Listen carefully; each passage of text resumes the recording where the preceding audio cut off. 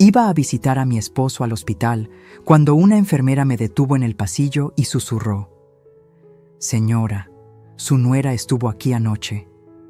Entré al cuarto 307 y vi la bolsa de suero cambiada. El color era diferente. Alguien quería que él no despertara. Hay momentos en la vida donde todo cambia en un segundo, donde lo que creías sólido se desmorona bajo tus pies. El mío llegó en el pasillo del Hospital Santa Rosa a las 9 de la noche, cuando una enfermera me detuvo antes de entrar al cuarto 307. «Señora Amalia», susurró, mirando hacia los lados como quien teme ser descubierta. «Su nuera estuvo aquí anoche». Me quedé helada. El corazón me dio un vuelco que todavía puedo sentir mientras les cuento esto. «¿Dalila?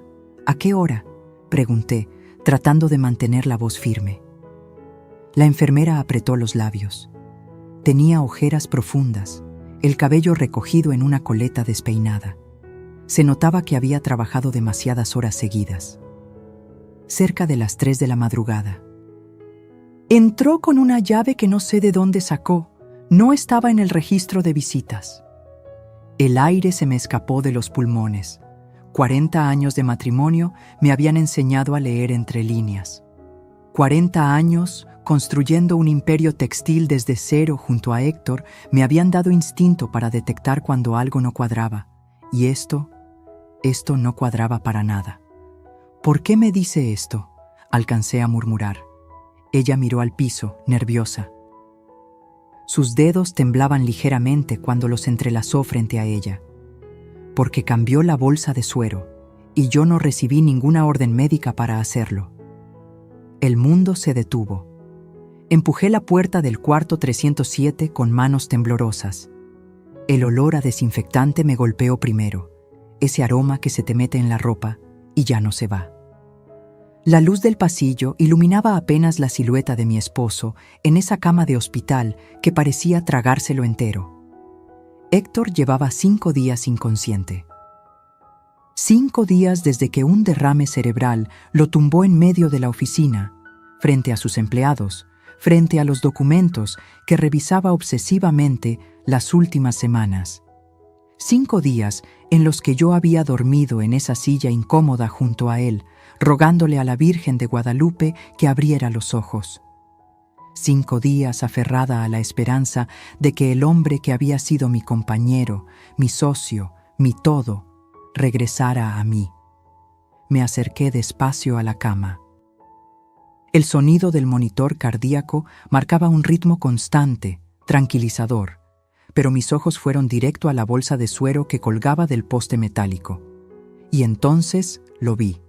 El líquido tenía un tono diferente, muy sutil, pero diferente.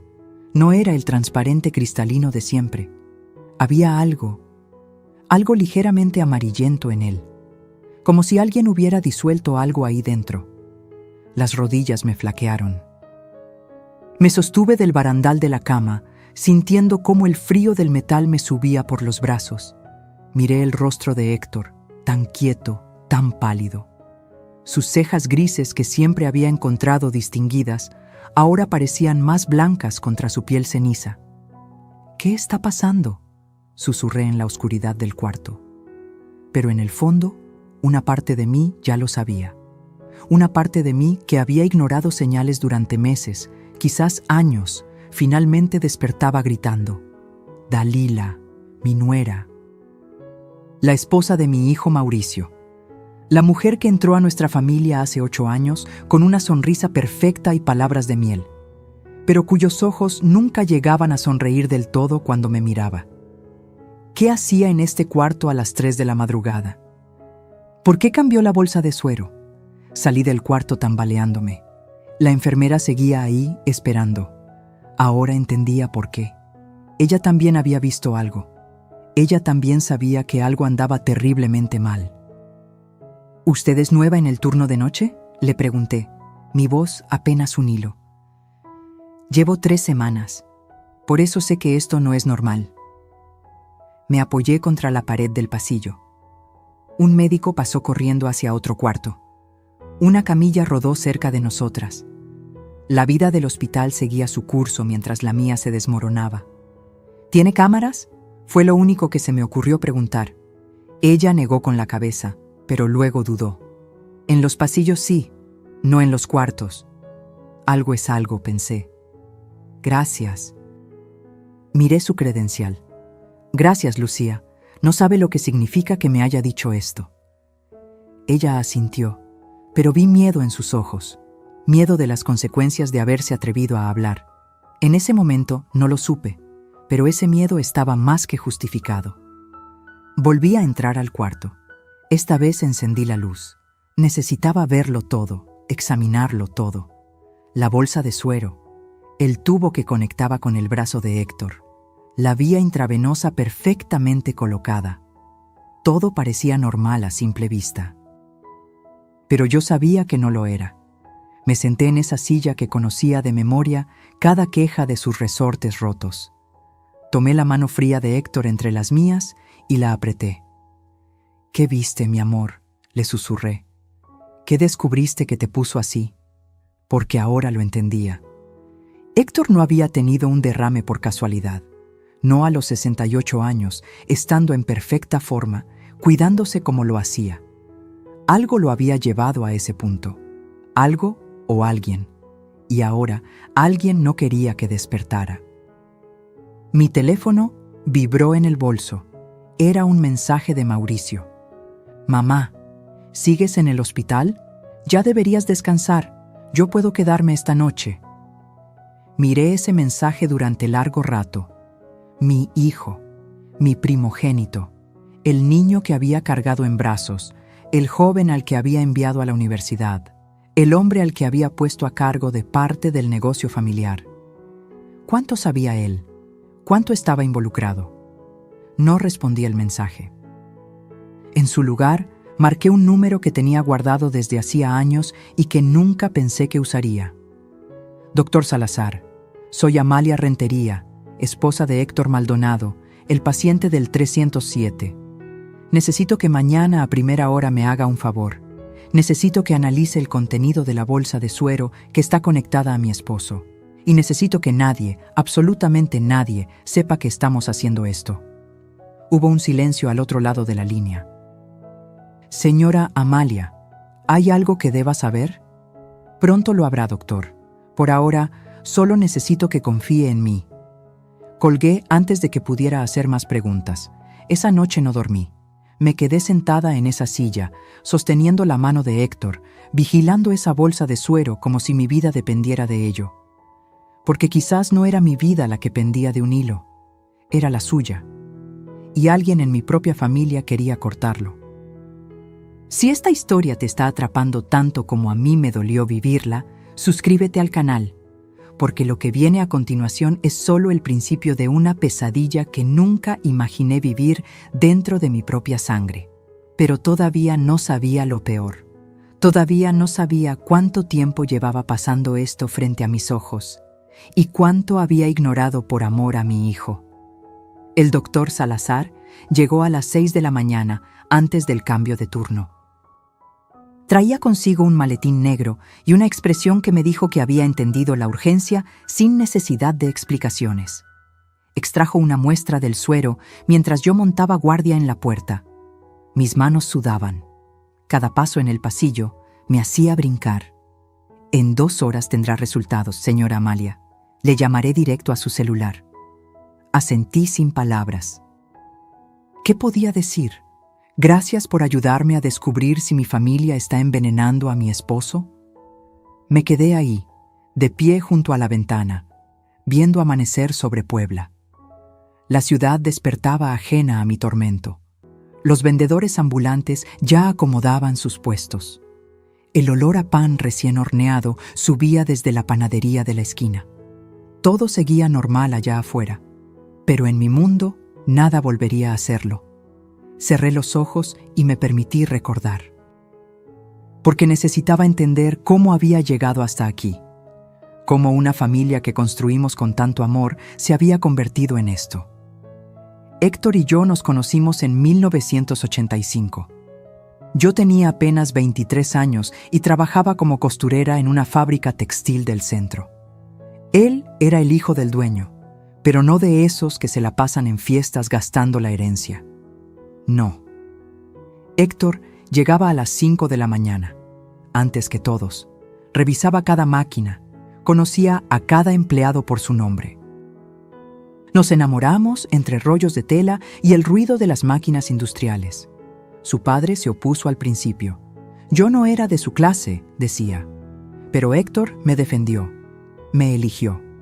Y juntos demostramos que el amor sí puede mover montañas. Cuando su padre murió en 1990, heredamos una fábrica en quiebra y deudas por 800,000 pesos.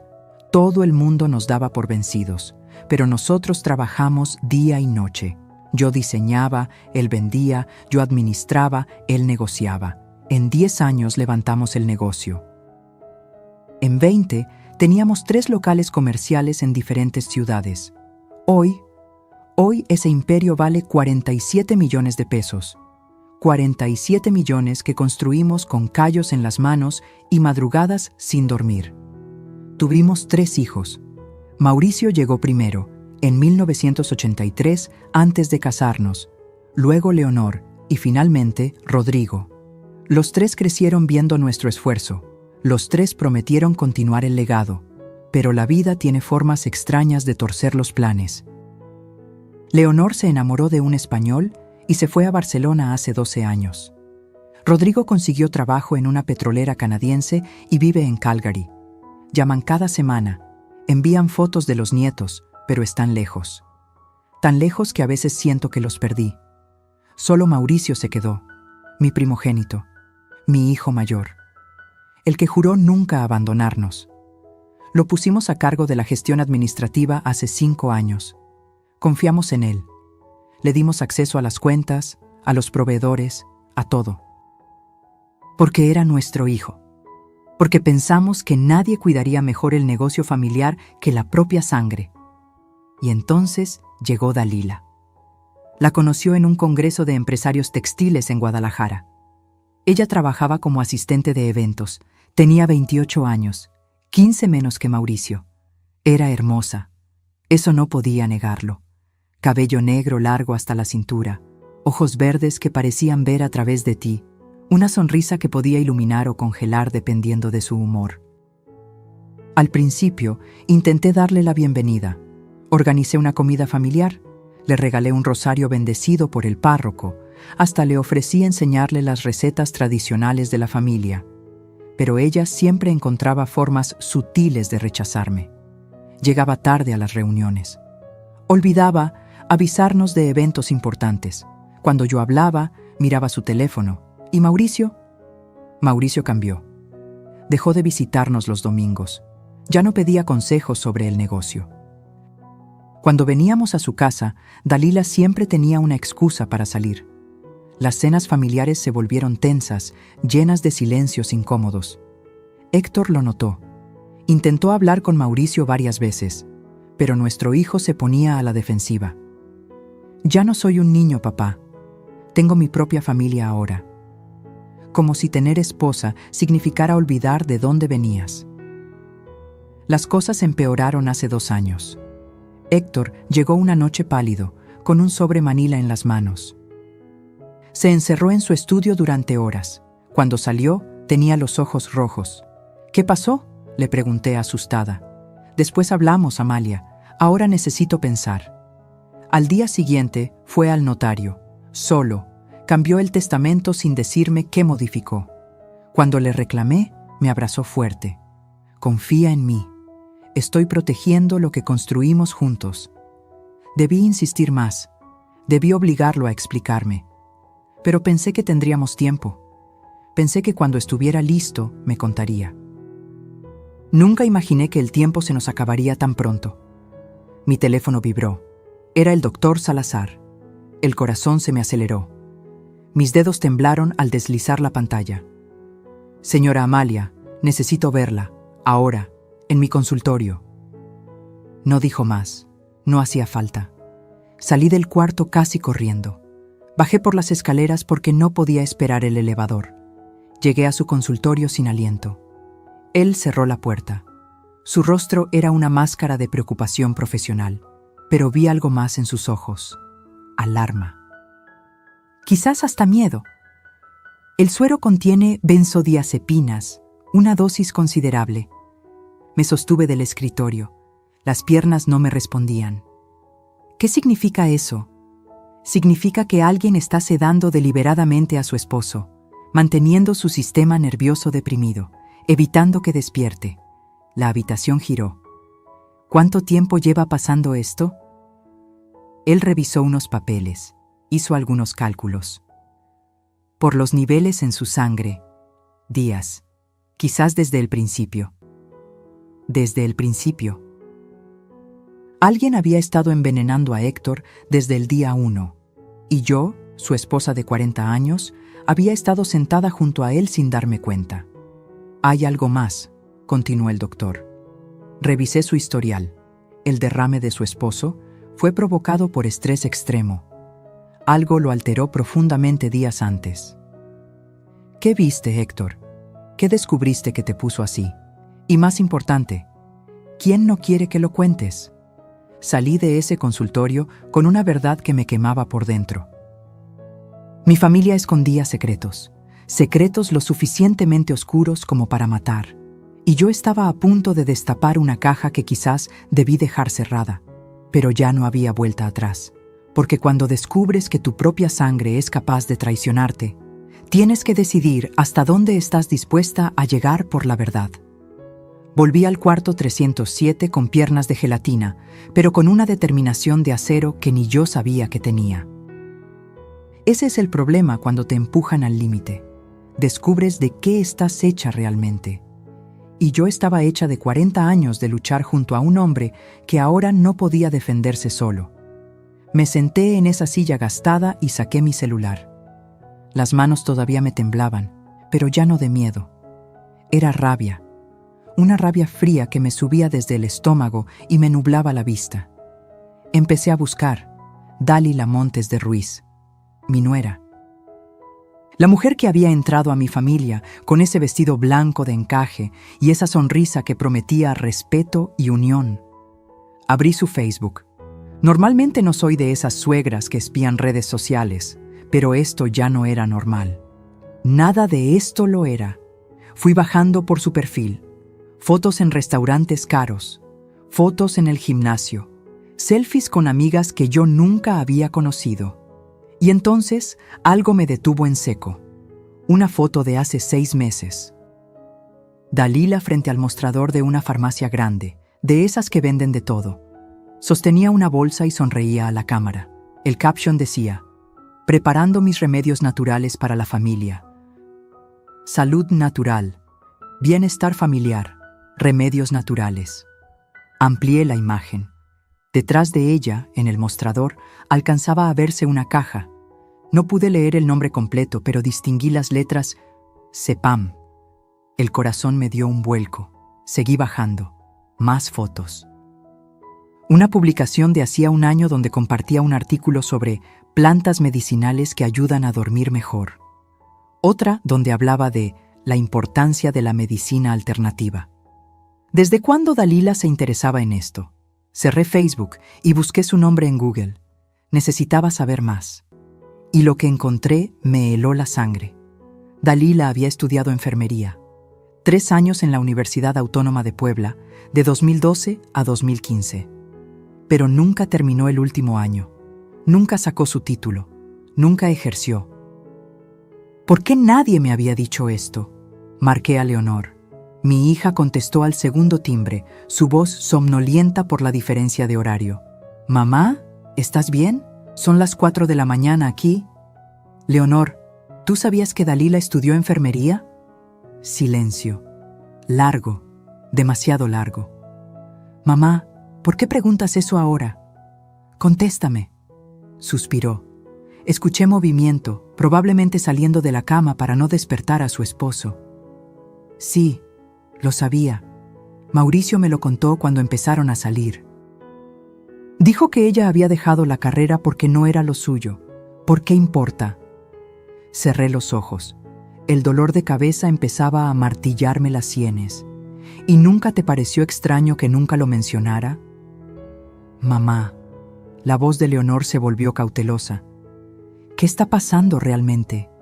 Mauricio me llamó ayer diciendo que estabas actuando paranoica en el hospital. Por supuesto que lo había hecho. Por supuesto que ya estaba controlando la narrativa. Tu padre no tuvo un derrame normal, Leonor. Alguien le está dando algo para mantenerlo dormido. Mamá, por favor, escúchate. ¿Crees que Mauricio? No sé qué creer, solo sé lo que sé. Colgué antes de escuchar más. No podía manejar la incredulidad de mis propios hijos ahora, no cuando cada minuto contaba. Llamé al hospital y pedí hablar con el director de enfermería. Una mujer mayor, de voz firme, me atendió. Señora Rentería, ¿en qué puedo ayudarle? Necesito ver el registro de visitas del cuarto 307. Todas las visitas de los últimos 5 días. Eso es confidencial. Mi esposo está en ese cuarto. Tengo derecho. Un suspiro. Tecleo de computadora. Déjeme ver. Su hijo Mauricio ha venido todos los días entre las 2 y 4 de la tarde. Su nuera Dalila. Mi estómago se contrajo. Sí, ella. ¿Cuántas veces? Según el registro oficial, 2 veces. El día 2 y el día 4. ¿Y extraoficialmente? Silencio incómodo al otro lado. No entiendo la pregunta, señora. Sí entiende. Las cámaras del pasillo. Quiero verlas. Eso requiere una orden judicial o un motivo fundado. Una enfermera la vio entrar anoche sin registro. Eso es motivo suficiente. Más silencio.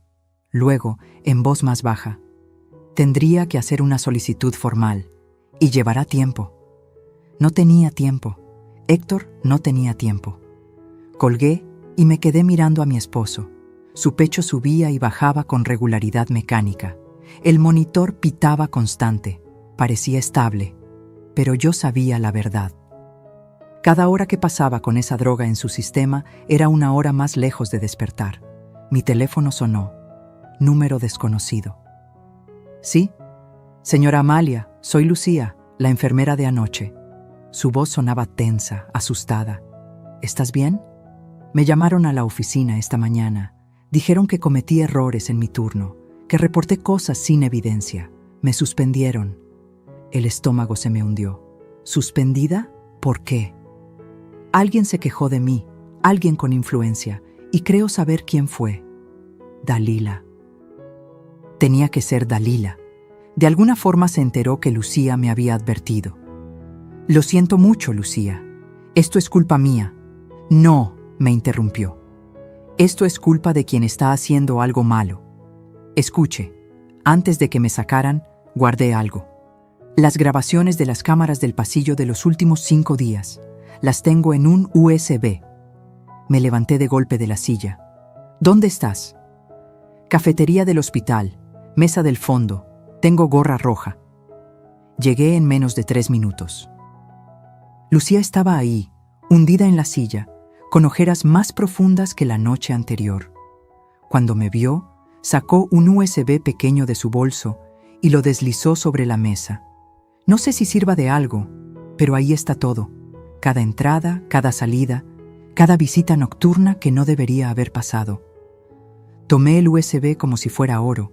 Quizás lo era. Quizás era la única prueba que tenía. ¿Por qué haces esto?, le pregunté. Ya perdiste tu trabajo. Podrías simplemente irte. Sus ojos se llenaron de lágrimas.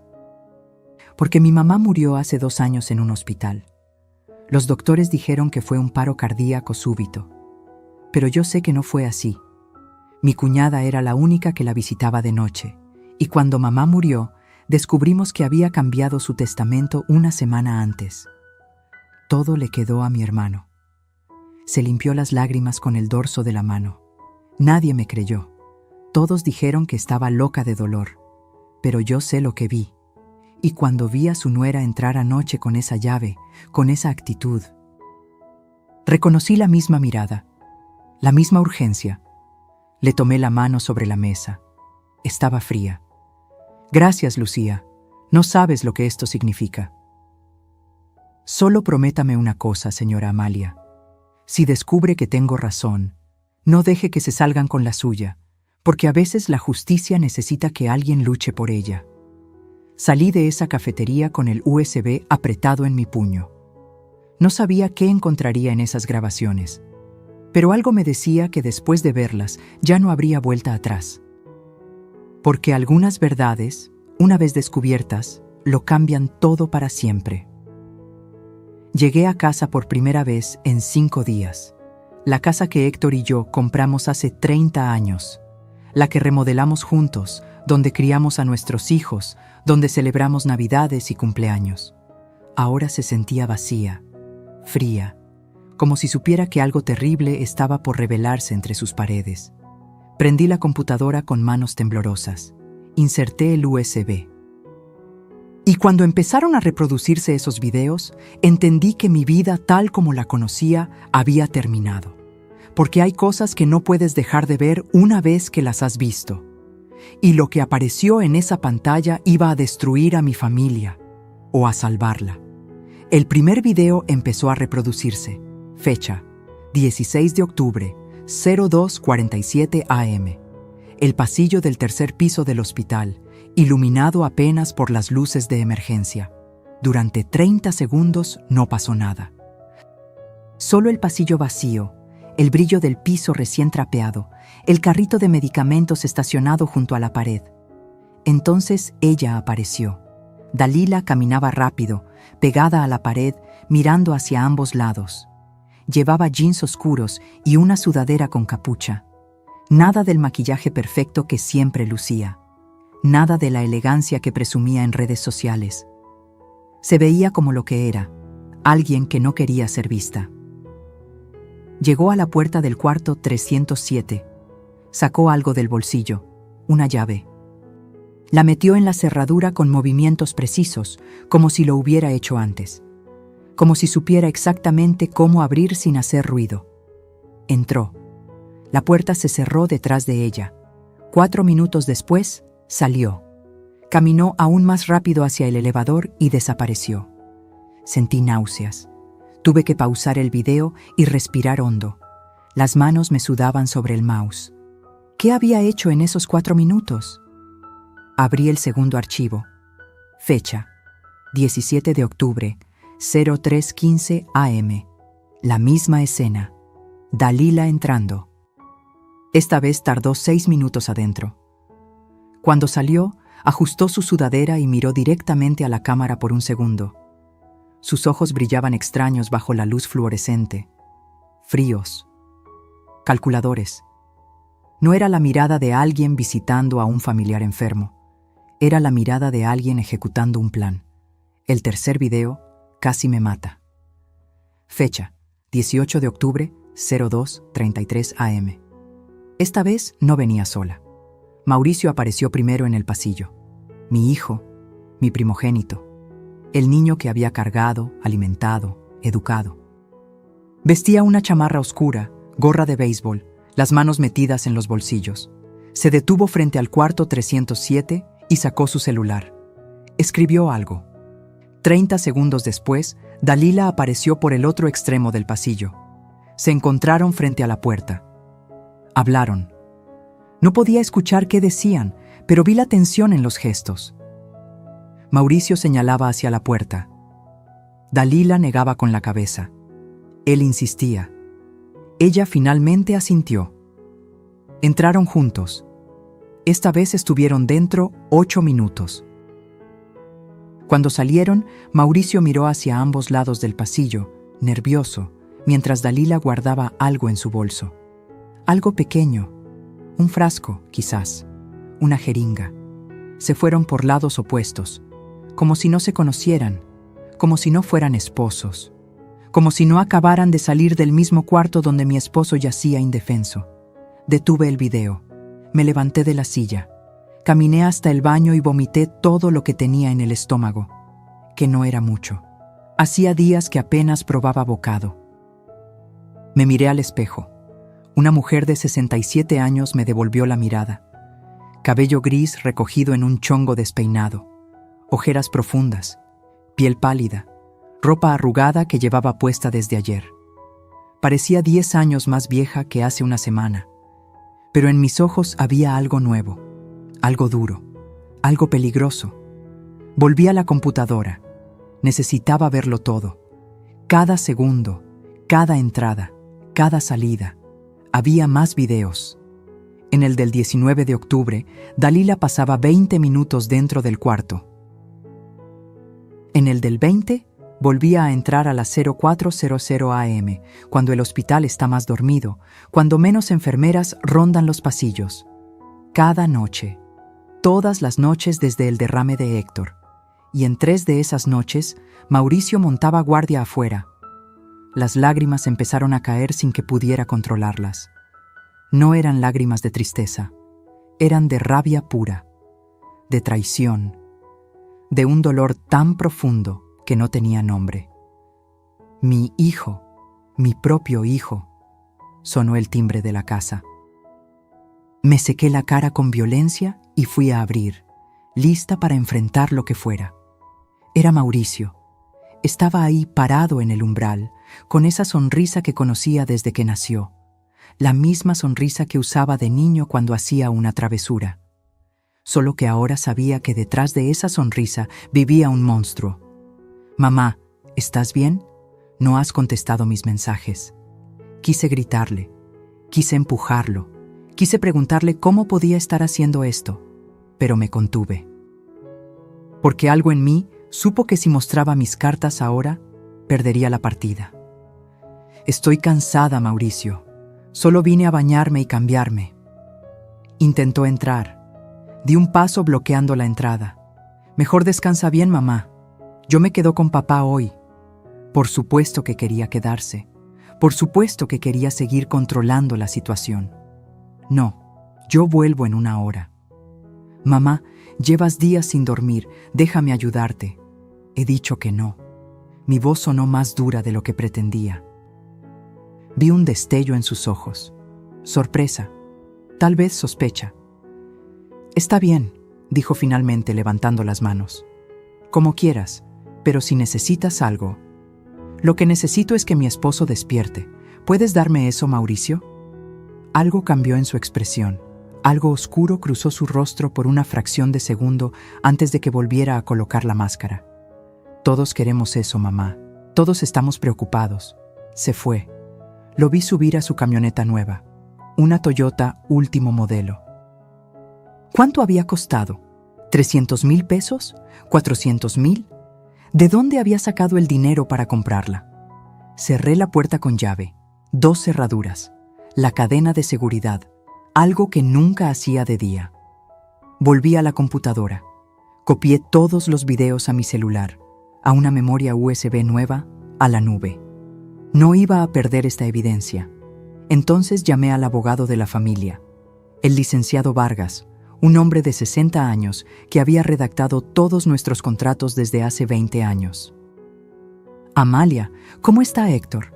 Necesito verlo, hoy, es urgente. ¿Pasó algo con el negocio? Algo mucho peor. ¿Puede en 2 horas? Escuché dudar. Luego, estaré en mi despacho. Llegué puntual. El licenciado Vargas me recibió en su oficina llena de libros legales y diplomas en las paredes. Me ofreció café. Lo rechacé. No podía tomar nada. El estómago todavía me ardía. Le mostré los videos. Su rostro, normalmente sereno y profesional, se fue descomponiendo con cada segundo que pasaba. Cuando terminó el último, se quitó los lentes y se frotó los ojos. Dios mío, Amalia, esto es intento de homicidio. Las palabras flotaron en el aire entre nosotros. Intento de homicidio. Mi hijo, mi nuera, intentando matar a mi esposo. ¿Qué puedo hacer? Necesitas ir a la policía, ya, con estos videos y el análisis del suero que me mencionaste. ¿Y si no es suficiente? ¿Y si dicen que los videos no prueban nada porque no se ve qué hace dentro del cuarto? Suspiró. Se reclinó en su silla de cuero. Entonces necesitas más. Necesitas atraparlos en el acto, con testigos, con evidencia irrefutable. ¿Cómo? Me miró con esa expresión que te dice que estás a punto de escuchar algo que no quieres oír. Tienes que dejar que intenten de nuevo y estar lista para documentarlo todo. El resto del día lo pasé planeando. Llamé al doctor Salazar. Le expliqué todo. Al principio se negó rotundamente. Demasiado peligroso, demasiado arriesgado. Pero cuando le mostré los videos, su rostro se endureció. Está bien, lo haré, pero con una condición. La policía tiene que estar involucrada desde ya. Necesitamos protección legal. Llamé a la policía, no a la estación local, a un detective de la Unidad de Delitos Financieros que había investigado un caso de fraude en nuestra empresa años atrás. Un hombre recto, incorruptible. El detective Romero llegó al hospital esa noche, alto, de bigote tupido, ojos que no dejaban pasar nada. Le mostré todo, los videos, el análisis del suero, los registros bancarios que había empezado a revisar y que mostraban transferencias extrañas de las cuentas del negocio. Se rascó el bigote mientras pensaba, esto es suficiente para una investigación, pero para arrestos, necesito verlos hacerlo, con mis propios ojos. Eso es lo que vamos a darle. Esa noche me quedé en el hospital, en el cuarto 307, con las luces apagadas, sentada en la silla junto a Héctor, sosteniendo su mano fría. El detective Romero estaba escondido en el baño. El doctor Salazar en su consultorio, listo para venir en segundos. Y yo esperé. Esperé a que mi propia familia viniera a intentar matar al hombre que había sido mi vida entera. El reloj marcaba las 02:15 a.m. cuando escuché la llave en la cerradura, porque a veces, para atrapar a un monstruo, tienes que dejar que se acerque lo suficiente como para mirarlo a los ojos. La puerta se abrió despacio, demasiado despacio. Como si quien entraba supiera exactamente cómo evitar que las bisagras chirriaran. Me hundí en la silla, haciéndome la dormida. El corazón me latía tan fuerte que pensé que me delataría. Escuché pasos suaves. 2 personas. Reconocí el perfume de Dalila antes de verla. Ese aroma dulzón a vainilla que siempre usaba. El que alguna vez me pareció agradable y ahora me daba náuseas. ¿Está dormida?, susurró Mauricio. Parece, pero apúrate. Abrí los ojos apenas una rendija, lo suficiente para ver. Dalila se acercó al suero. Sacó de su bolso un frasco pequeño. Lo destapó con movimientos precisos, profesionales. Los movimientos de alguien que sabe exactamente qué está haciendo. ¿Estás segura de la dosis?, preguntó Mauricio, nervioso, mirando hacia la puerta. Tranquilo, con esto no despertará hasta que sea demasiado tarde. Introdujo la aguja en el puerto de inyección del suero. Ya no pude más. Me levanté de golpe. La silla cayó hacia atrás con un estruendo que resonó en el cuarto. ¡Alto! Dalila dio un brinco. El frasco casi se le cae de las manos. Mauricio se puso blanco como el papel. Literalmente vi la sangre abandonar su rostro. «Mamá», tartamudeó. ¿Nosotros? ¿Qué están haciendo?» Mi voz salió quebrada, cargada de todo el dolor que llevaba días conteniendo. «¿Qué le están haciendo a tu padre?» Dalila recuperó la compostura más rápido que Mauricio. Siempre fue la más fría de los dos. Guardó el frasco rápidamente en su bolso y me miró con esos ojos verdes que ahora parecían de hielo. «Señora Amalia, creo que está confundida. Solo veníamos a ver cómo seguía». «Mentirosa», grité. Ya no me importaba si despertaba a todo el piso. «Te vi. Vi lo que ibas a hacer». Mauricio se acercó con las manos levantadas, como si yo fuera un animal salvaje al que había que calmar. «Mamá, por favor, estás alterada. No has dormido bien en días. No me hables como si estuviera loca». Las lágrimas empezaron a caer. No podía detenerlas. «Eres mi hijo, Mauricio. ¿Cómo puedes hacerle esto a tu propio padre?» Algo cambió en su expresión. La máscara de preocupación se cayó, y lo que quedó debajo me aterró más que todo lo anterior. «Porque él nos está quitando todo. dijo con una voz plana, sin emoción. Cambió el testamento, mamá. Nos dejó fuera, después de todo lo que hemos trabajado. ¿Trabajado? La risa que salió de mí sonó histérica. ¿Trabajado robando de la empresa? ¿Trabajado endeudándote hasta el cuello? ¿Trabajado matando a tu padre? Dalila dio un paso adelante. Sus ojos brillaban peligrosos. Su esposo es un viejo terco que no suelta el control. Ya vivió su vida, ya tuvo su oportunidad, ahora es nuestro turno. ¿Nuestro turno?, repetí incrédula. ¿Nuestro turno de qué? ¿De heredar sobre su cadáver? Si él despierta, intervino Mauricio, y su voz sonó desesperada ahora. Va a cambiar todo de nuevo. Va a denunciarme, va a quitarme el acceso a las cuentas, nos va a dejar sin nada. Porque te lo mereces, porque robaste. Mauricio me miró con algo que nunca pensé ver en los ojos de mi hijo. Desprecio. Tú siempre fuiste igual que él, controladora, aferrada al dinero como si fuera tuyo, nunca quisiste darnos nuestra parte. Les dimos todo, susurré, y cada palabra me dolió como un cuchillo. Les dimos educación, oportunidades, amor. Les dimos el negocio. ¿Y así nos pagan?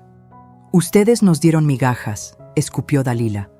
Un sueldo miserable mientras se quedan con millones, mientras viven en su casa grande y nosotros apenas viven en una casa de 3 millones de pesos que nosotros les dimos de enganche. El grito salió de lo más profundo de mi ser. De 40 años de sacrificio, de madrugadas trabajando, de manos callosas y espalda adolorida, de construir algo de la nada para que mis hijos tuvieran un futuro. Y este era mi futuro. Ver a mi hijo dispuesto a matar por dinero.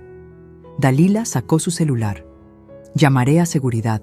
Diremos que está teniendo un episodio psicótico, que está atacándome. Adelante, dije limpiándome las lágrimas con rabia. Llama, porque yo también tengo algo que mostrarles. Saqué mi celular. Abrí la carpeta de videos. Tengo grabaciones de cada noche que entraron aquí. Tengo el análisis del suero mostrando benzodiazepinas. Tengo pruebas de todo. Vi el pánico cruzar sus rostros. Finalmente.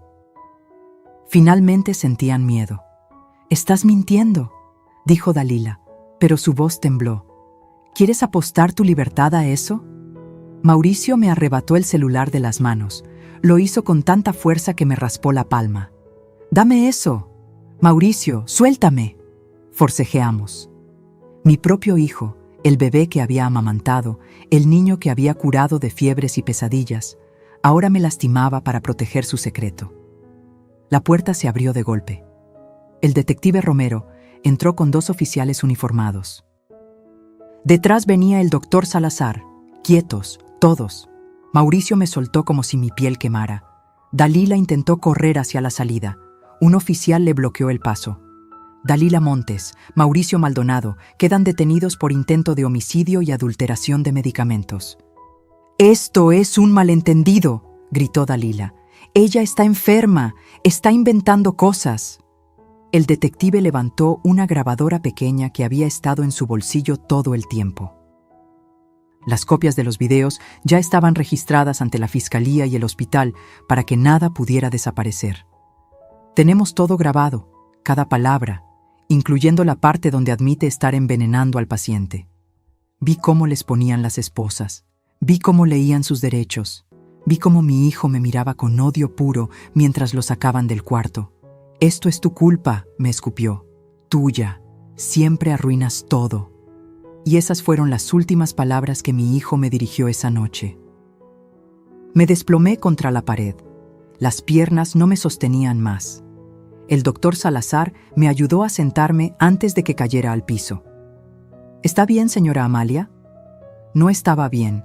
Nada estaba bien. Acababa de enviar a mi propio hijo a la cárcel. Acababa de descubrir que el niño que había criado era capaz de matar. ¿Cómo se supone que una madre se recupera de eso? Me acerqué a Héctor. Tomé su mano. Todavía estaba fría. Todavía estaba inconsciente. Pero ahora, al menos, estaba a salvo. Ya pasó, mi amor, le susurré, ya estás a salvo. Pero yo no lo estaba. Una parte de mí había muerto esa noche en el cuarto 307. La parte que creía que la familia era sagrada, que la sangre era irrompible. Porque descubrir que tu hijo prefiere verte destruida antes que perder dinero, eso es un tipo de muerte que ningún entierro puede cerrar. El sol salió sobre Puebla como si nada hubiera pasado. Como si mi mundo no se hubiera desmoronado por completo en las últimas horas. Me quedé en el hospital. No tenía fuerzas para ir a casa. No quería estar en ese espacio vacío donde cada foto en la pared me recordaría lo que había perdido. A las 8 de la mañana empezaron las llamadas. Primero fue Leonor. Su voz sonaba alterada, confundida, furiosa. «Mamá, ¿qué hiciste? Mauricio me llamó desde la delegación. Dice que lo arrestaron, que tú lo acusaste de intentar matar a papá. Dime que no es verdad». Me quedé callada. ¿Qué podía decir? ¿Cómo explicarle a mi hija que su hermano era capaz de eso? «Mamá, háblame. ¿Qué está pasando?» «Es verdad, Leonor. Todo es verdad». «No, no, no, no. Mauricio jamás...» Su voz se quebró. «Estás confundida. El estrés, la falta de sueño. Tengo videos, tengo pruebas, tengo sus propias palabras admitiendo lo que hacían». Silencio largo. Respiración entrecortada al otro lado. «No puedo creer que estés haciendo esto. Es tu hijo, mamá». «Tu hijo. ¿Cómo puedes hacerle esto?» Cada palabra era un puñal. «¿Cómo puedo? ¿Cómo puedo?» «Leonor, estaban matando a tu padre. ¿Querías que me quedara callada? Debiste buscar otra solución, hablar con ellos, algo, pero no destruir a la familia así». «Yo no destruí nada. Mauricio lo hizo cuando decidió envenenar a su padre. No quiero hablar contigo ahora. No puedo». Y colgó. Me quedé mirando el teléfono. Mi hija, mi única hija, acababa de colgarme. 15 minutos después llamó Rodrigo. Mi hijo menor, siempre el más tranquilo, el mediador, el que intentaba mantener la paz. Pero esa mañana su voz no tenía nada de paz. «Mamá, necesito que me expliques qué demonios está pasando. Leonor está llorando histérica. Mauricio está detenido. ¿Perdiste la cabeza?» «Rodrigo, por favor, necesito que me escuches». «No, mamá, tú escúchame. Sé que estás pasando por mucho con papá. Sé que estás cansada. Pero acusar a Mauricio de intento de asesinato... ¿Te das cuenta de lo que eso significa? Significa que tu hermano y tu cuñada estaban dándole drogas a tu padre para que no despertara. Y cuando yo los descubrí, intentaron hacerme ver como loca. Dalila es enfermera, mamá. Quizás solo quería ayudar. Dalila nunca terminó la carrera, y lo que le daba no era ayuda, era veneno. ¿Tienes pruebas reales o solo sospechas?» «¿Pruebas reales? ¿Después de todo lo que había reunido?» «Tengo videos, análisis de laboratorio, testimonios». «Entonces estás equivocada en algo. Tiene que haber una explicación. Mauricio no es un asesino». Yo tampoco quería creerlo, Rodrigo, pero los hechos son que mandaste a tu hijo a la cárcel, y eso, mamá, no tiene perdón. También colgó. Me quedé ahí sentada, sosteniendo el teléfono como si pesara 100 kilos. Mis 3 hijos. Los 3 que había parido, criado, amado con cada fibra de mi ser. 2 de ellos acababan de darme la espalda. El tercero estaba en una celda odiándome. La puerta del cuarto se abrió. Entró una trabajadora social, una mujer joven, de 30 y algo, con una tableta en las manos y expresión profesional. «Señora Rentería, necesito hacerle algunas preguntas sobre los menores». Tardé un segundo en procesar. ¿Los menores? Los hijos de Mauricio y Dalila Maldonado, Mateo de 7 años y Sofía de 5. Con ambos padres detenidos, necesitamos saber quién se hará cargo. Mis nietos. Dios mío, mis nietos. Yo me haré cargo. La trabajadora revisó algo en su tableta. Hay una solicitud de la familia Montes. Los padres de la señora Dalila están pidiendo la custodia temporal. ¿Qué? No, ellos apenas los conocen. Nosotros somos... Señora Rentería, me interrumpió con voz suave pero firme. Usted es quien presentó los cargos contra los padres de los niños. El juez podría considerar que existe un conflicto de intereses. Esos niños son mi sangre. Los he cuidado desde que nacieron. Lo entiendo. Pero tendrá que pasar por el proceso legal correspondiente. Por ahora, los niños quedarán bajo custodia temporal de los abuelos maternos. Sentí que el piso se abría bajo mis pies. ¿Me está diciendo que ni siquiera puedo verlos? Puede solicitar visitas supervisadas, pero eso también dependerá del juez. Se fue dejándome con un papel lleno de términos legales que apenas podía leer porque las lágrimas lo nublaban todo. Me quitaron a mis nietos. A Mateo, que me llamaba Abu y me pedía que le leyera cuentos antes de dormir. A Sofía, que me abrazaba el cuello tan fuerte que casi no podía respirar. El teléfono vibró de nuevo. Esta vez era un número que no reconocía. Señora Rentería, habla Cristina Beltrán, del canal 8 Noticias. Nos enteramos del arresto de su hijo. ¿Podría darnos una declaración? Colgué. 2 minutos después, otro número. Otra periodista. Luego otro. La noticia ya había salido. Empresario textil arrestado por intento de homicidio contra su padre. Los titulares debían estar por todos lados. Apagué el teléfono. Me acerqué a Héctor. Todavía dormía. Todavía no sabía nada de esto. Y una parte egoísta de mí agradeció que no tuviera que ver lo que había pasado.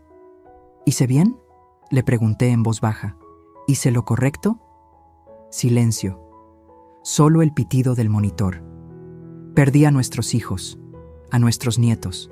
Lo perdí todo por salvarte. Y ni siquiera sé si me escuchas. Apoyé la frente contra su mano. Estaba más tibia que ayer. Era algo pequeño, pero algo. La puerta volvió a abrirse. Esta vez era el licenciado Vargas. Amalia, vine en cuanto me enteré.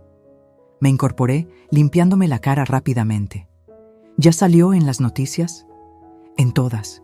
Y hay algo más que necesitas saber. Se sentó en la otra silla. Los padres de Dalila contrataron a uno de los mejores abogados penalistas del estado.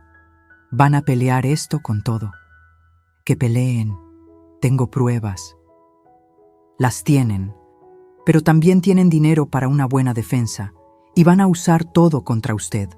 Van a pintarla como una suegra resentida, como una mujer mayor confundida que malinterpretó actos de amor. Eso es mentira.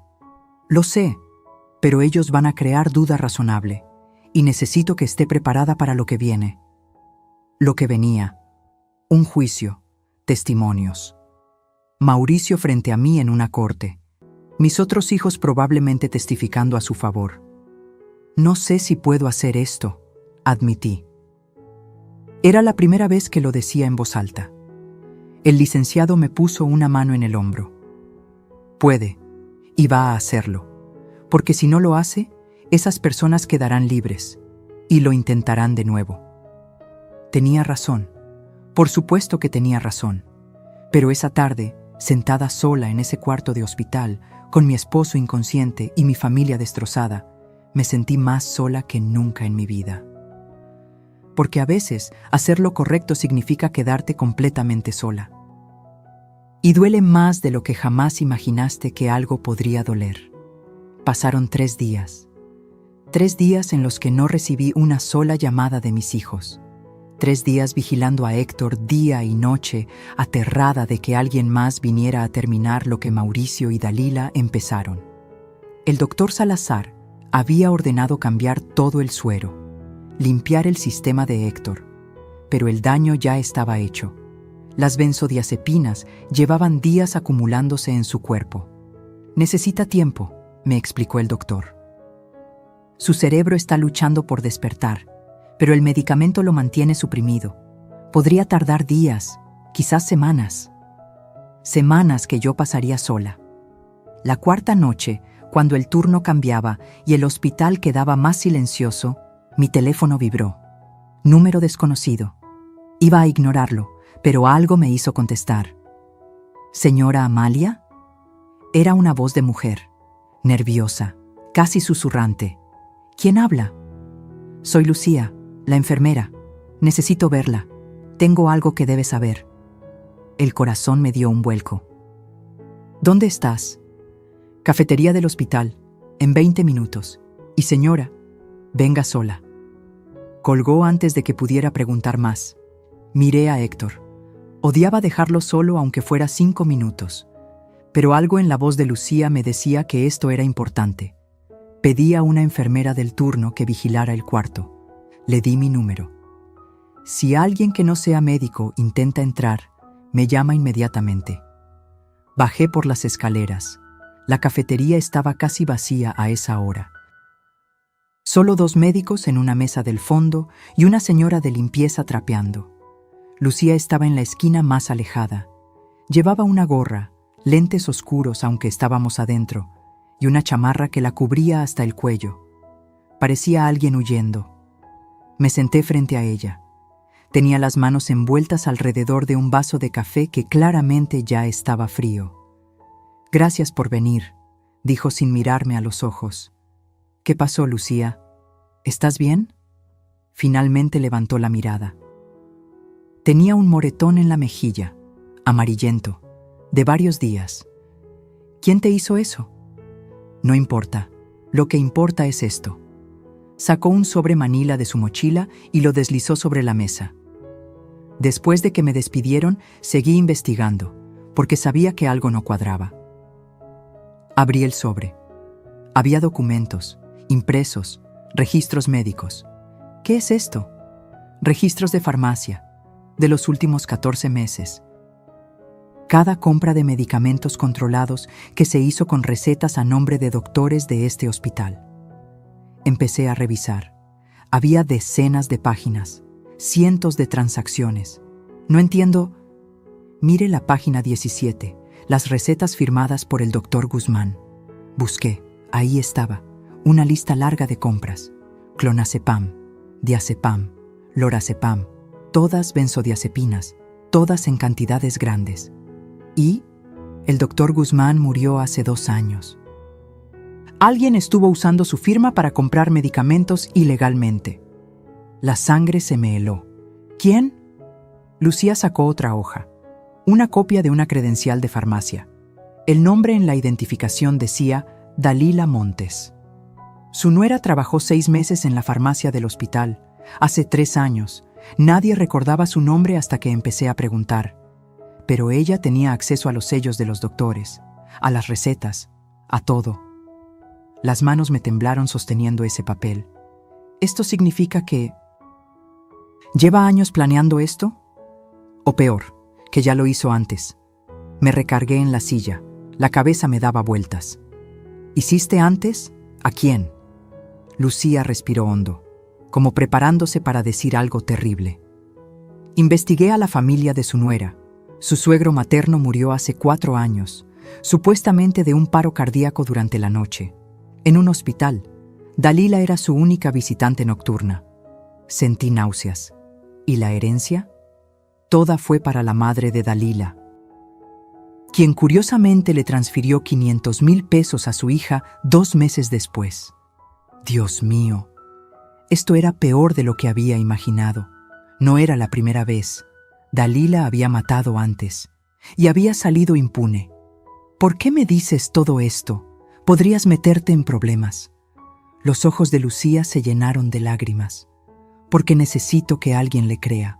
Cuando mi mamá murió, yo intenté decirlo, intenté investigar, pero nadie me escuchó. Me llamaron loca, me amenazaron. Se tocó el moretón en la mejilla.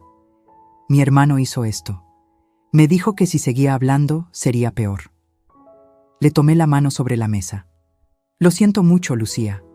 Nadie debería pasar por eso. Pero usted sí me creyó. Y tiene poder para hacer algo.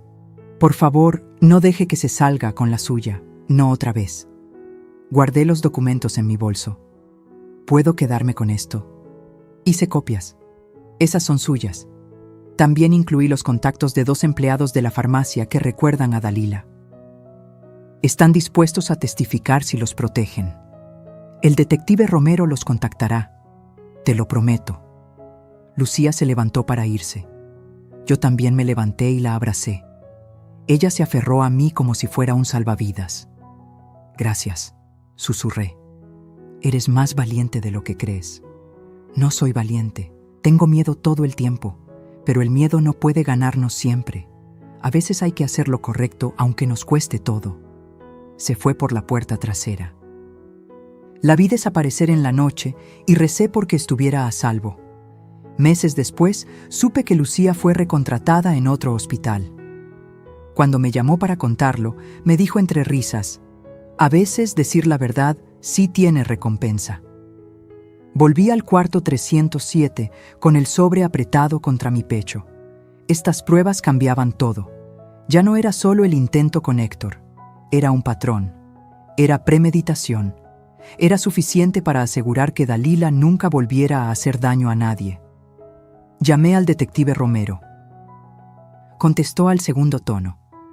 Señora Rentería, son las 11 de la noche. Necesito verlo mañana a primera hora.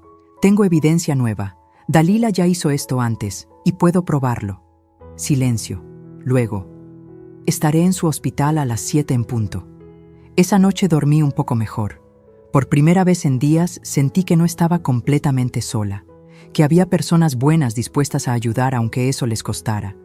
Personas como Lucía, que perdió todo por decir la verdad.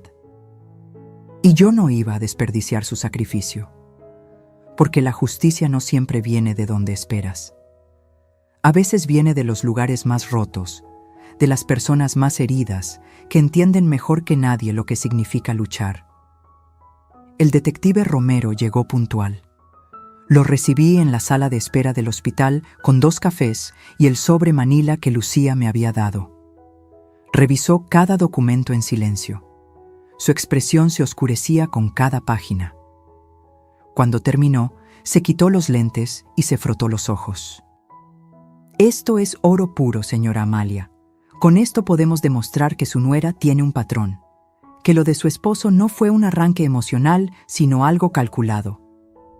¿Es suficiente para que no salgan bajo fianza? Es suficiente para pedir que se niegue la fianza por riesgo de fuga y peligrosidad. Pero necesito más. ¿Más? ¿Qué más quiere? Se inclinó hacia adelante. Necesito saber el móvil completo. ¿Por qué ahora? ¿Por qué su esposo específicamente? Tiene que haber una razón financiera. Tenía razón. Todo esto era por dinero. Siempre lo había sido. Voy a contratar un detective privado, alguien que revise las finanzas de Mauricio y Dalila. Ya tengo uno en mente, el mejor de Puebla, discreto y rápido. 2 días después, el detective privado, un hombre delgado llamado Sandoval, me citó en su oficina, un lugar pequeño en el centro, con paredes llenas de archiveros y una computadora que parecía de museo. Señora Rentería, encontré varias cosas interesantes. Abrió una carpeta gruesa. Empecemos por su nuera. Puso frente a mí impresos de estados de cuenta. Dalila Montes tiene deudas por 320,000 pesos, casas de apuestas online principalmente, 3 tarjetas de crédito al límite y 2 préstamos personales que no ha pagado en 4 meses. 320,000 pesos. Sentí el aire salir de mis pulmones. ¿Mauricio lo sabe? Eso es lo interesante. Los movimientos sugieren que sí. Mire estas transferencias. Señaló una línea. Su hijo ha estado enviándole dinero cada 2 semanas, montos variables, entre 20 y 50,000 pesos. ¿De dónde saca Mauricio ese dinero? Sandoval sacó más papeles. Su expresión era grave. De la empresa familiar. He rastreado las cuentas.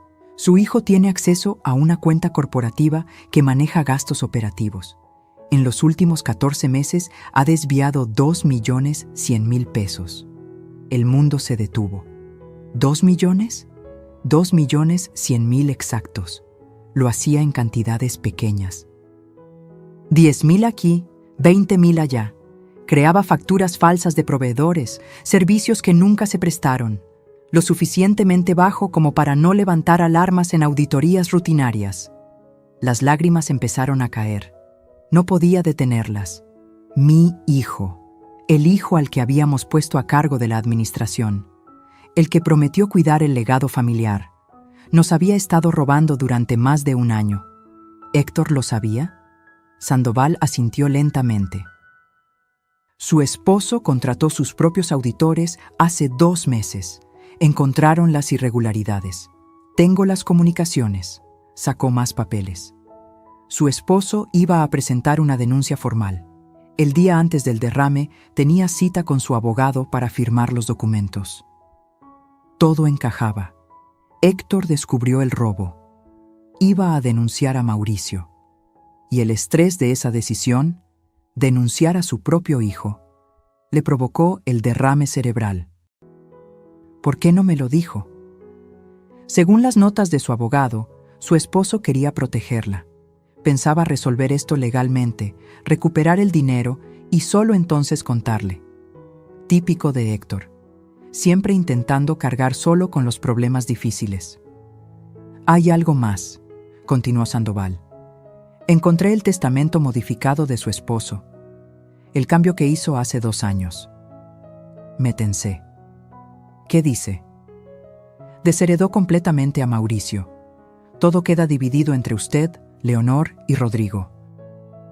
Mauricio recibe únicamente un fideicomiso de 200,000 pesos para sus hijos, nada más. 200,000, de una fortuna de 47 millones. Mauricio lo supo, murmuré. De alguna forma lo descubrió. Probablemente, y ahí está su móvil. Si su esposo moría, podían impugnar el testamento alegando que fue hecho bajo coacción o en estado mental alterado. Con usted devastada por la pérdida, vulnerable, quizás lograrían un acuerdo. Pero si Héctor despertaba, confirmaría que el testamento era válido y además presentaría los cargos por fraude. Mauricio perdería todo y enfrentaría prisión. Por eso necesitaban que no despertara. Por eso Dalila entraba cada noche con sus jeringas. Por eso el veneno constante. Salí de esa oficina con una certeza fría en el pecho. Ya no quedaba duda, ya no había espacio para la negación. Mi hijo había intentado asesinar a su padre por dinero, y yo tenía todas las pruebas. El detective Romero presentó todo ante el juez: los documentos de Lucía, los registros bancarios, las auditorías, el testamento. La solicitud de fianza de Mauricio y Dalila fue negada. Permanecerían detenidos hasta el juicio. Pero había otra batalla que pelear. El licenciado Vargas me citó en su oficina. Amalia, necesitamos hablar de la empresa. Con Mauricio fuera y Héctor incapacitado, alguien tiene que tomar control. ¿Yo? Usted es copropietaria, tiene todo el derecho. Pero necesitamos actuar rápido. Los proveedores están nerviosos, los empleados asustados. Si no mostramos estabilidad, el negocio podría colapsar. Esa tarde entré a la oficina principal por primera vez en años. Héctor siempre había manejado esto. Yo me encargaba del diseño, de la creatividad. Pero ahora reuní a los gerentes, 20 personas que habían trabajado con nosotros por décadas. Sus rostros mostraban preocupación, miedo de perder sus empleos. Sé que han sido días difíciles, empecé. Sé que los rumores han circulado, así que seré directa. Les conté todo: el fraude, el dinero desviado, las facturas falsas que Mauricio había creado. Vamos a recuperar cada peso, vamos a auditar todo y vamos a salir de esto más fuertes. Uno de los gerentes, don Ramiro, que llevaba con nosotros 30 años, levantó la mano. Señora Amalia, todos aquí estamos con usted. Solo díganos qué necesita. Sentí un nudo en la garganta. Necesito que confíen en mí, como confiaron en Héctor, como confiaron cuando éramos solo 2 jóvenes con un sueño. Esa noche volví al hospital exhausta, pero con algo parecido a la esperanza. Había tomado control. Había protegido el legado. Me senté junto a Héctor. Tomé su mano. Lo estoy haciendo, mi amor. Estoy peleando por nosotros, por lo que construimos, y no voy a dejar que nadie nos lo quite. Sus dedos se movieron, apenas, casi imperceptible, pero se movieron. «Héctor», susurré, inclinándome. «¿Me escuchas?» Nada más. Pero fue suficiente. Fue una señal de que ahí adentro mi esposo seguía luchando. Y yo iba a seguir luchando también. Porque a veces la venganza no es gritar, es trabajar en silencio, reunir cada pieza y ganar el juego antes de que el otro se dé cuenta de que ya perdió. Pasaron 6 días más. 6 días de limpiar las finanzas de la empresa. 6 días de llamadas con abogados, reuniones con auditores, documentos que no terminaban nunca. 6 días en los que Héctor seguía inmóvil en esa cama. Pero yo había aprendido a ver las señales pequeñas. Sus párpados temblaban a veces cuando le hablaba. Sus dedos se contraían cuando apretaba su mano. Estaba ahí, luchando por regresar. El doctor Salazar revisaba sus signos vitales cada mañana. Su cerebro está respondiendo mejor. Las benzodiazepinas están saliendo de su sistema. Es cuestión de tiempo. Tiempo. Siempre tiempo. La mañana del 15º día, algo cambió. Eran las 6:30. Estaba leyéndole el periódico en voz alta, como hacía cada mañana. Una costumbre tonta, quizás, pero necesitaba que escuchara mi voz, que supiera que no estaba solo. Y en noticias locales, el precio del jitomate subió otra vez. Tu ensalada favorita va a costar una fortuna, mi amor. Sus dedos apretaron los míos. Dejé caer el periódico. Mi corazón se aceleró. «Héctor». Sus párpados temblaron. Lentamente, tan lentamente que pensé que lo estaba imaginando, se abrieron. Me miró. Sus ojos cafés, esos ojos que conocía mejor que los míos, me miraron con confusión, con esfuerzo, pero me miraron. «Héctor, mi amor, estás despierto, estás despierto». Las lágrimas caían sin control. «Espera, no te muevas, voy a llamar al doctor». Apreté el botón de emergencia. En segundos el cuarto se llenó de médicos y enfermeras. Me hicieron a un lado mientras revisaban sus signos, sus reflejos, su presión. El doctor Salazar sonrió.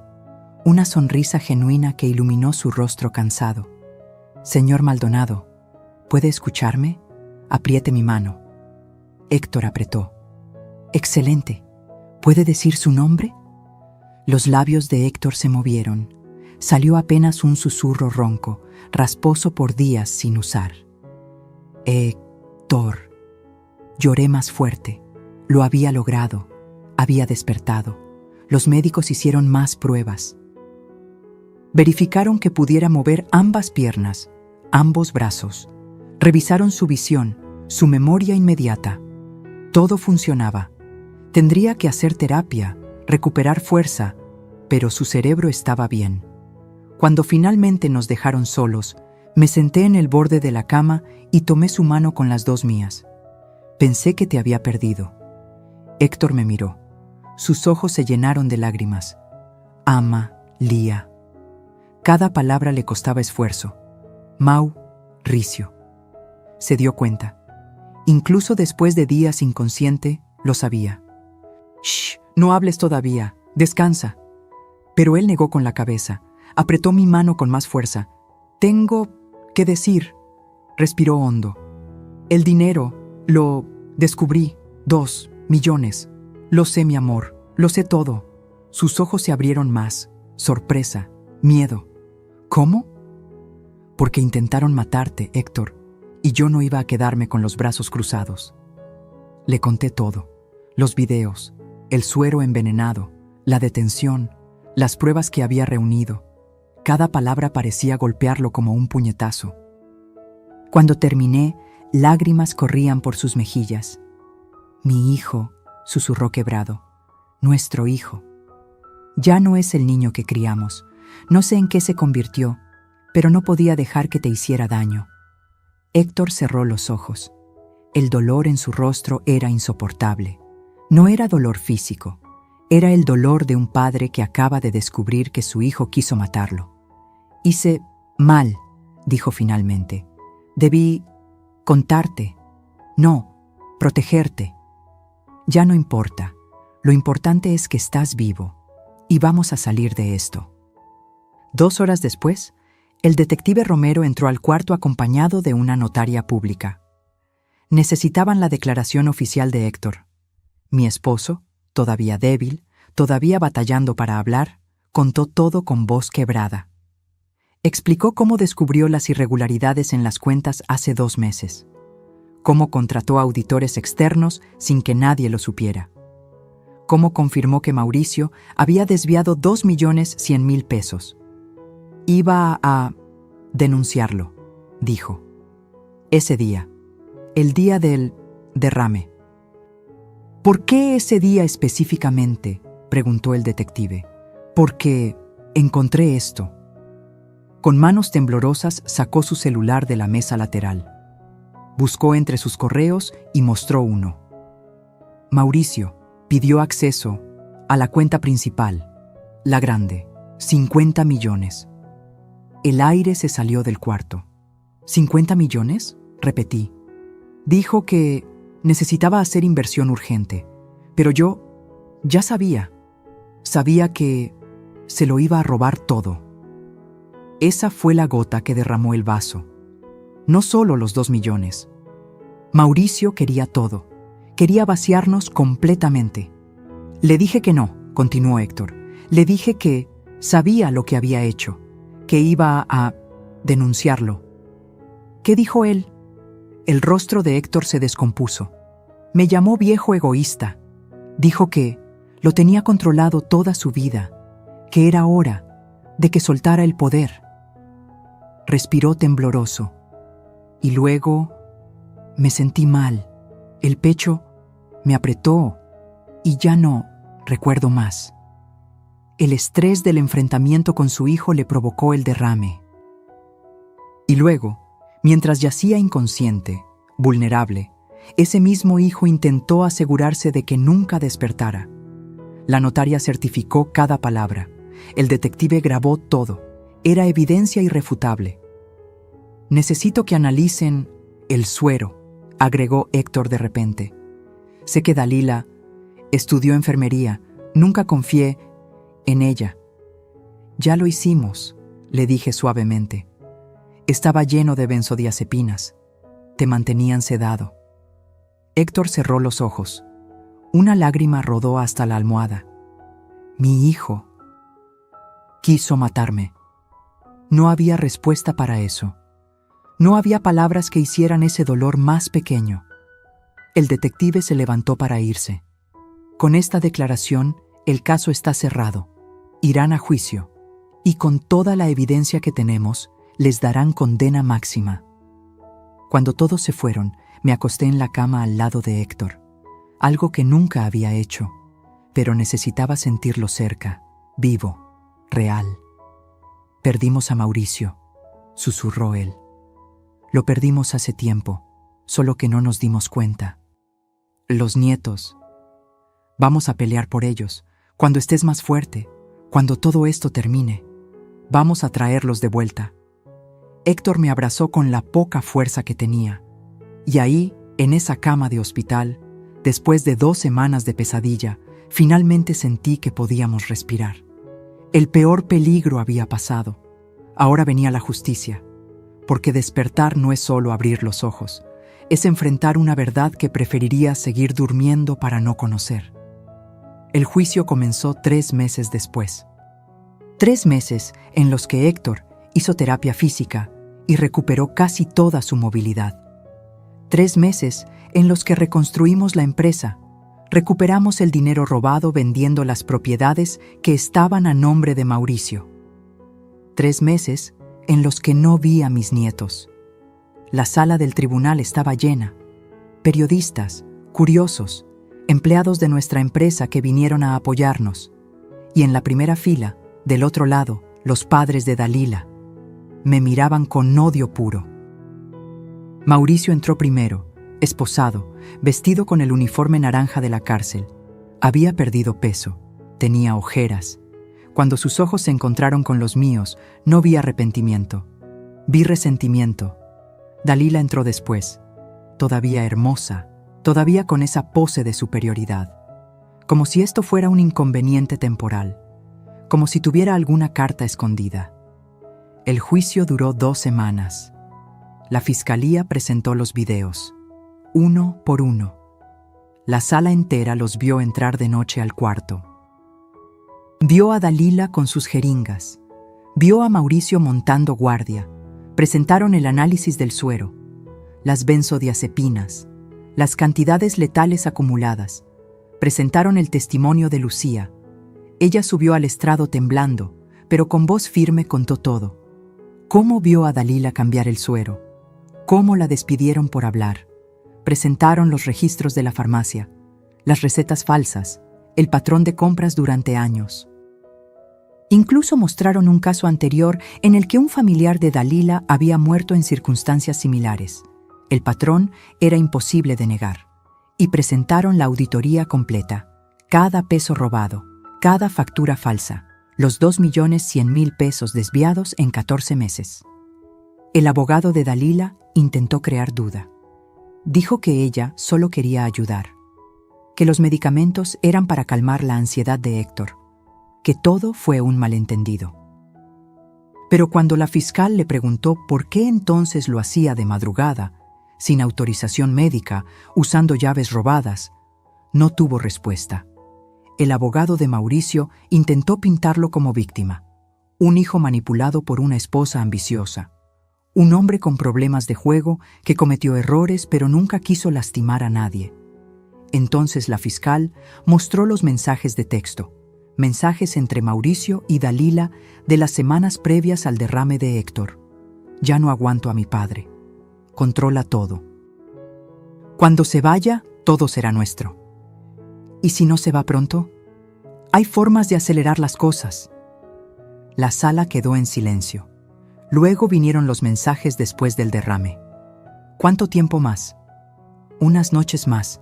Debe parecer natural. ¿Y si tu mamá sospecha? La haremos ver como loca. Nadie le creerá. Vi a Mauricio hundirse en su silla. Vi a Dalila perder por fin esa máscara de control. Cuando me tocó testificar, subí al estrado con las piernas temblando. El abogado defensor me atacó inmediatamente. Señora Rentería, ¿no es cierto que usted siempre tuvo problemas con su nuera? Intenté aceptarla. Ella nunca me lo permitió. ¿No es cierto que usted es controladora con su familia? Cuidar no es controlar. ¿No es cierto que inventó todo esto porque no podía aceptar que su hijo había formado su propia familia? Me levanté de la silla. El juez me pidió que me sentara, pero necesitaba decirlo. Mi hijo intentó matar a mi esposo. Tengo videos. Tengo pruebas, tengo sus propias palabras. Y si usted cree que una madre inventa algo así por celos, entonces no entiende nada del amor de una madre. El juez golpeó el martillo, pero vi aprobación en sus ojos. Héctor testificó al final. Entró al estrado todavía con bastón, todavía débil, pero con dignidad intacta. Contó todo. El descubrimiento del robo, el enfrentamiento con Mauricio, el derrame, despertar sabiendo que su hijo había querido que no lo hiciera. ¿Tiene algo que decir a su hijo?, preguntó la fiscal. Héctor miró a Mauricio directo a los ojos. Por primera vez en el juicio, Mauricio no pudo sostener la mirada. Te di todo, te enseñé todo, y a cambio, intentaste quitarme la vida, no por necesidad, por ambición. Su voz se quebró. No te reconozco. El hijo que crié murió hace mucho, y yo tuve que aceptarlo. Mauricio agachó la cabeza. El jurado deliberó 4 horas. Cuando regresaron, la sala estaba en silencio absoluto. En el caso del Estado contra Dalila Montes, la encontramos culpable de intento de homicidio en primer grado, falsificación de documentos y ejercicio ilegal de la medicina. Dalila gritó. Sus padres lloraron. Los oficiales tuvieron que sujetarla mientras maldecía al jurado, al juez, a todos.